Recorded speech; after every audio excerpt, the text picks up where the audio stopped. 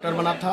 मैंने पहला vote BSP को दिया था। पहली बार बीएसपी बनी, पहला वोट मेरा। ये सौभाग्य सभी को नहीं मिलता। बाप रे बाप। अब बताइए भाई साहब, इतना पुराना कार्यकर्ता है, उसके बावजूद भी बसपा वालों ने जरा से भी रहम नहीं की और सीधे सीधे पार्टी से निष्कासित कर दिए। उसी को लेकर के बाराबंकी जनपद से सुरेश चंद्र गौतम का बयान आया है, तो सुनिए जरा कि वो क्या कह रहे हैं। और भाई साहब, भाजपा के वरिष्ठ नेता रंजीत बहादुर श्रीवास्तव पर भी जमकर निशाना साधे हैं। जरा ध्यान से सुनिएगा कि मान चलो आज बाराबंकी जनपद हिला देंगे। माध्यम से अभी तो हम भी जानकारी करेंगे कि कहां से क्या कंफ्यूजन पैदा किया गया है, वो दूर कर लिया जाएगा। हम लोग बीएसपी के कार्यकर्ता हैं और बीएसपी के कार्यकर्ता बन के हमेशा अनुशासन में रह करके पार्टी का काम करते हैं और काम करते रहेंगे।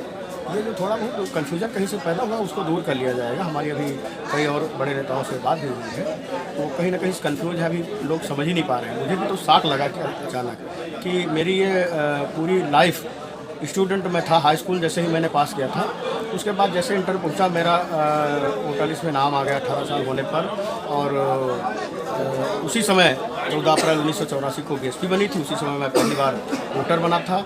मैंने पहला वोट बीएसपी को दिया था। पहली बार बीएसपी बनी, पहला वोट मेरा। ये सौभाग्य सभी को नहीं मिलता है। ये सौभाग्य मुझे प्राप्त हुआ और मैं बीएसपी का हूँ, बीएसपी का ही रहूँगा।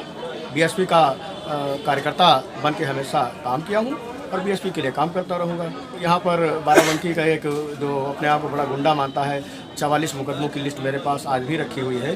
तो वो आपराधिक प्रवृत्ति का व्यक्ति है, जिसकी सत्ता होती है उसके साथ वो रहते हैं।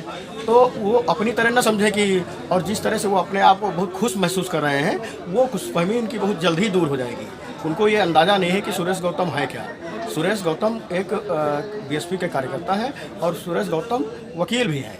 तो इन्होंने जो जिस तरह से माननीय बहन जी को अपमानित किया, माननीय बाबा साहब अम्बेडकर को अपमानित किया, मुसलमानों के ऊपर उल्टा सीधे बयान जारी करके सांप्रदायिक सौहार्द बिगाड़ने का काम कर रहे हैं, भाईचारा तोड़ने का प्रयास कर रहे हैं, कब्रिस्तानों पर कब्जा करवा रहे हैं और पूरी यहाँ की छतें बेच दिया। दुकानों की जो मार्केट बनवाई, उसकी छतें तक इन्होंने बेच दिया है औने पौने। उसकी भी अब जांचें होंगी, अभी सारी इंक्वायरी इनकी कराई जाएगी। मैं बहुत ही जल्द ही, इन्होंने जो अभी मेरे खिलाफ एक नोटिस भेजी है, उसमें भी मानहानि का दावा करने जा रहा हूँ कि लॉर्ड बुद्धा पार्क में मेरा कब्जा है।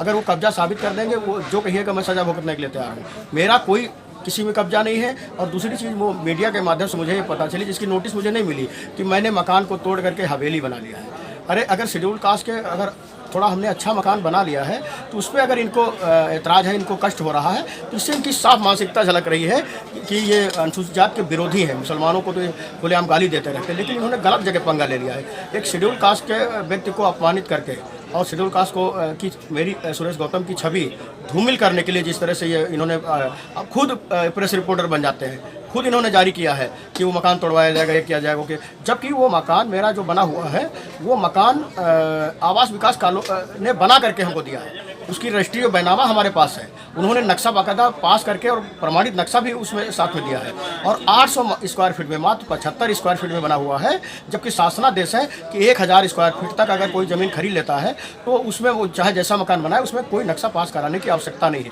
अब तो मैं जांच कराऊंगा इनको, जो इन्होंने तमाम संपत्तियां यहाँ पर, तमाम मकान के रूप में, तमाम दुकान के रूप में पूरे शहर में इन्होंने कब्जा कर रखा है। जो कब्जा कर रखा है, जिसका कोई नक्शा आज तक इन्होंने पास किया। ये तो नगर पालिका की शुरू से रहने वाले, हम लोग तो आवास विकास में रहते थे, अभी नगर पालिका में आए हैं।